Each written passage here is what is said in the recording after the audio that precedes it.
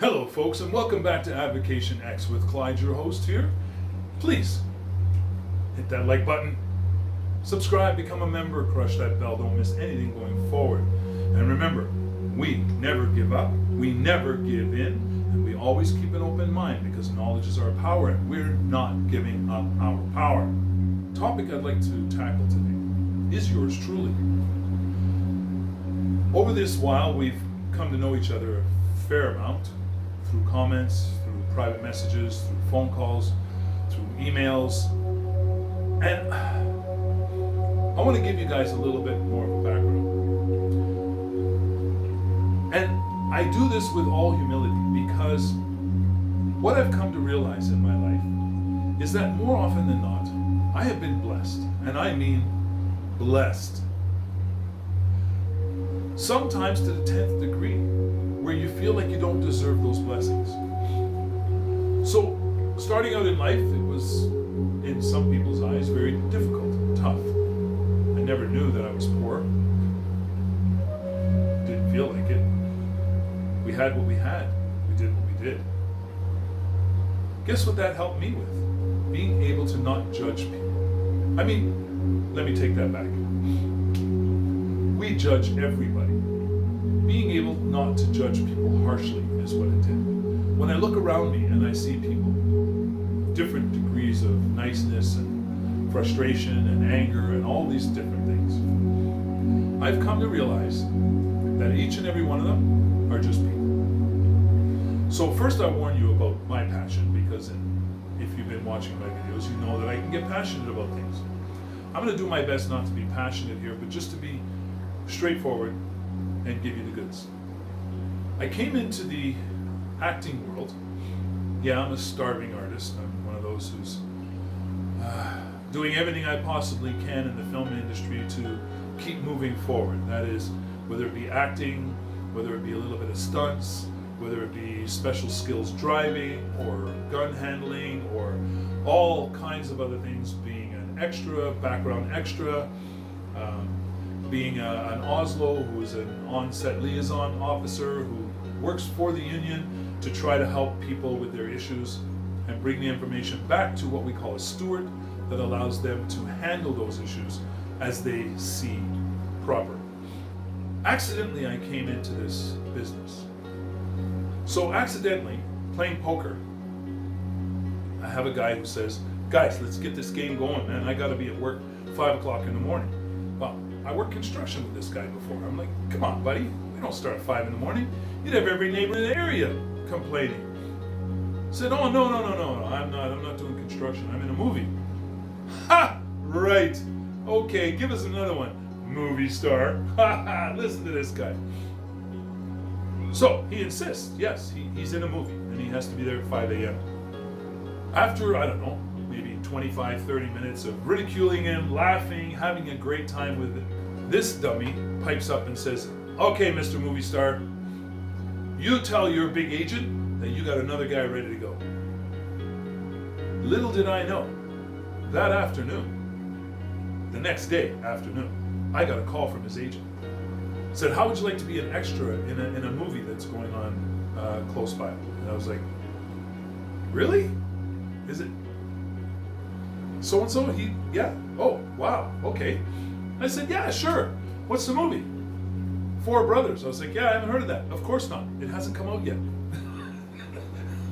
These are the things that happen to people who are not in the film industry. We say dumb things because we don't know better. I didn't know any better. I'm just thinking, I don't know, whatever. I took her up on that. It was one of the coldest days in January. I get the information that tells me I have to be dressed like fall. Suit jacket, shirt underneath. Oh, layer up though, they say. You do your best. Put a t-shirt under there. Try not to make things look too bulky and nasty. I didn't have like Under Armour, warm wear or anything like that at the time. And of course, it's fall. So what am I wearing? Really flat, leather-soled Italian shoes. Okay, here I go. People were dropping. People had to be sent home because it was much too cold for them. They were feeling sick. They couldn't handle the cold. Some thought they were getting frostbite. It was cold. I remember somebody said, "Hey guys, it's time for your subs. Just head over there and get your sub." I was like, "Oh, isn't that nice? They're giving us a sub." I don't know. I've never been on a set before. It's my first time. So I go over. I see this truck. I see a couple of people milling about. So I walk into the truck and I go, "Hi, folks. I was told to come over and get a sub." They said, "Oh, background subs are over there on the corner." On the corner of the street? Yeah, right there on the corner in that crate. I walk over. There's a little milk crate. And inside are these little things wrapped in some sort of cellophane or whatever, or aluminum paper, whatever. It was a hot dog. A hot dog. You hear me? I went for a sub. I got a hot dog. Yeah, you heard me right. A hot dog. That's the film industry. I was a big star. Yeah, I got to meet Mark Wahlberg. I got to meet Andre 2000. I got to meet Terance Howard. Wow. What a human being. What an amazing personality.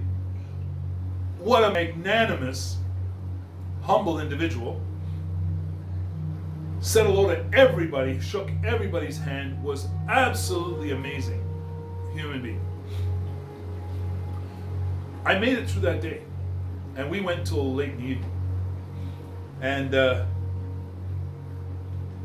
I loved it. Every single second of it, I loved it. I couldn't believe it. Listen, guys, I didn't need it.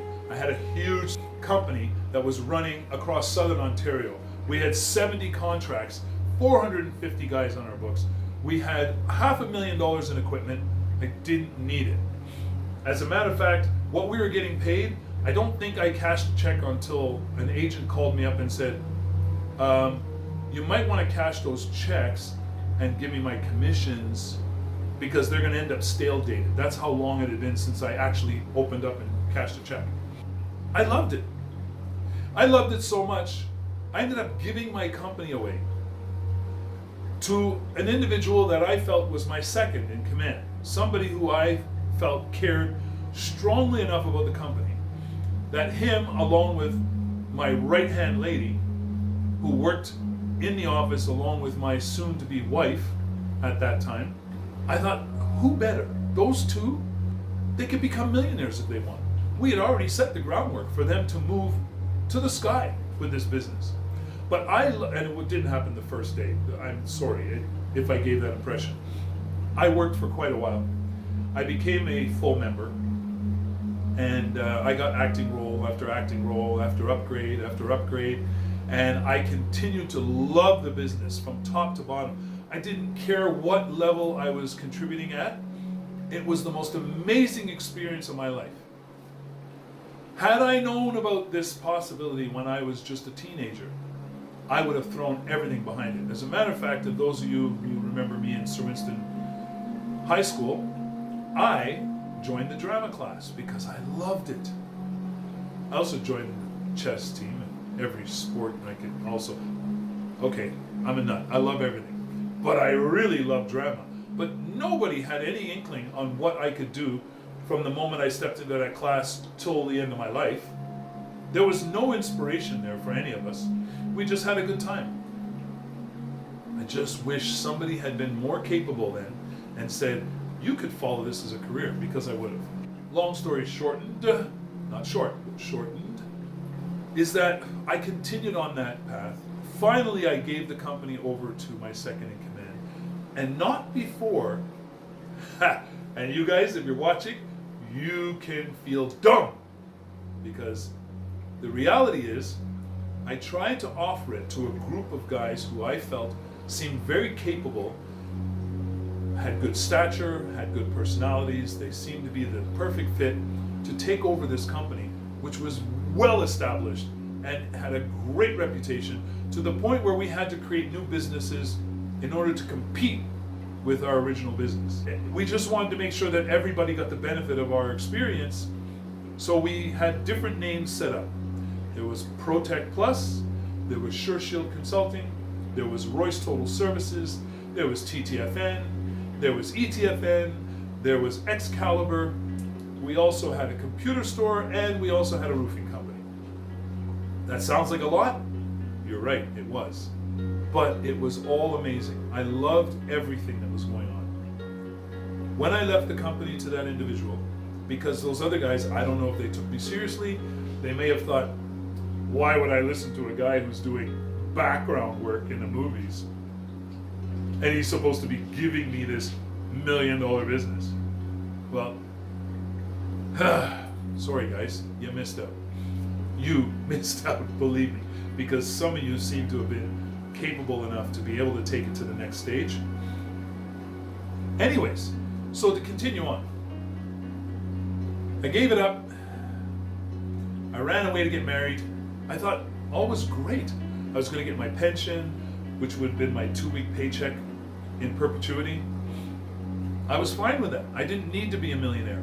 I was not looking for all the millions. I didn't want to have $500,000 in equipment. I didn't care about the Mustang convertible. I didn't care about the new off-road 4x4 F-150s and all the stuff that we were doing. That wasn't important to me. My favorite car was my 1994 Mustang. My favorite car.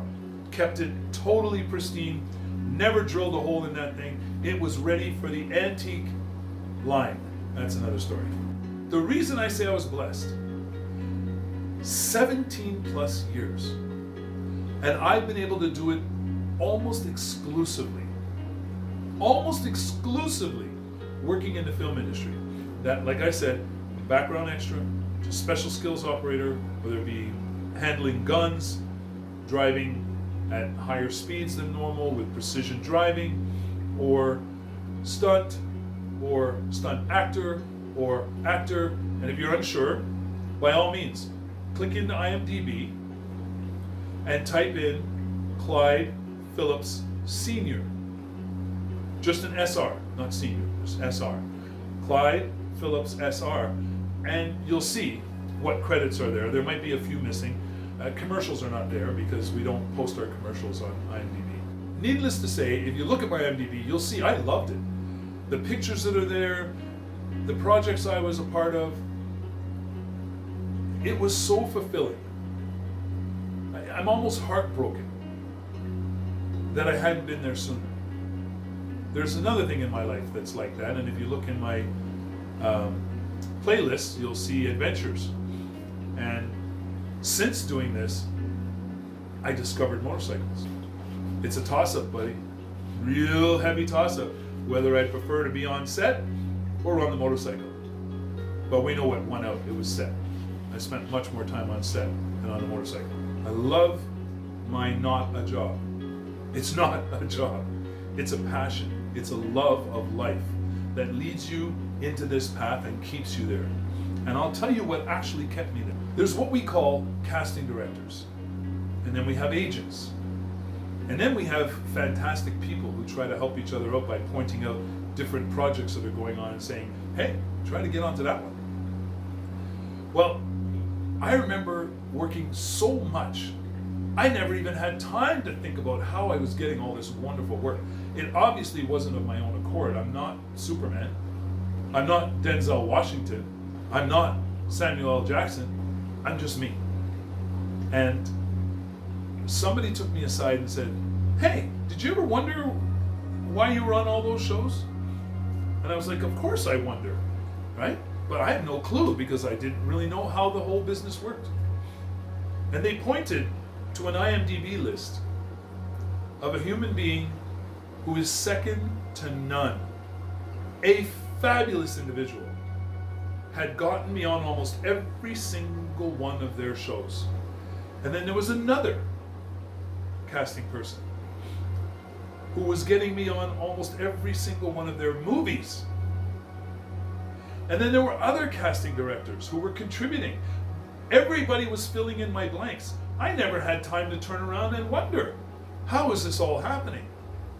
All amazing, fabulous people, and I am so grateful, so indebted. I mean, I am so indebted to these people. If next week I became a billionaire, they would be set for life. Because I don't forget good people in my life. I don't forget good people in my life. I don't. If I forgot you for a week, I'll tell you, when you see me, you know I don't forget you. Because the smile that hits my face is indicative of how much I care about you. Good people. Beautiful, good, thinking people. I live for that joy of being among truly dynamic, beautiful souls. Nothing else in this world means as much. Those souls could be your children, could be your parents, could be your siblings, could be your cousins. It doesn't matter who they are. If you appreciate that deep, beautiful soul, you're going to know what I know. You're going to feel what I feel. You will be grateful. You will feel blessed beyond blessings. You know when they say you got to pinch yourself, you got to give your head a shake to find out if you're really real? I have to do that often. Every time I think life is going to crash down around my head, certain individuals, not everybody is a beautiful, great thinking, compassionate, good person. They are different degrees of that, okay? Up here and down here. Not a judgment, not a harsh judgment. They're allowed to be who they are. I'm allowed to recognize who they are. I'm allowed to give that humble, grateful praise to the people who truly deserve it. And for those who are just fakers and bakers, you know who you are. You're going to deal with yourself one of these days. And one day you're going to look in the mirror and you're going to hate who you see. Or you might just dislike who you see. But if you continue to think that you can love yourself by being a nasty, horrible human being to others, okay. You do you. I'm still going to do me. I can't hate you.